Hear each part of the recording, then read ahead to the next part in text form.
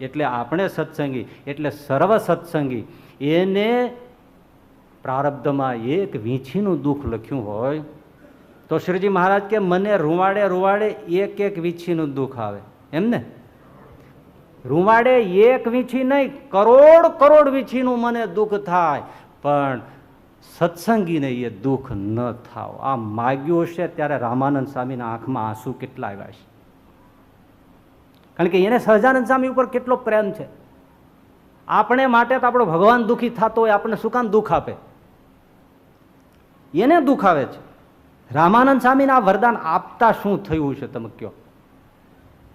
પણ પહેલા કહ્યું તું માગું આપશો તો હું આપીશ.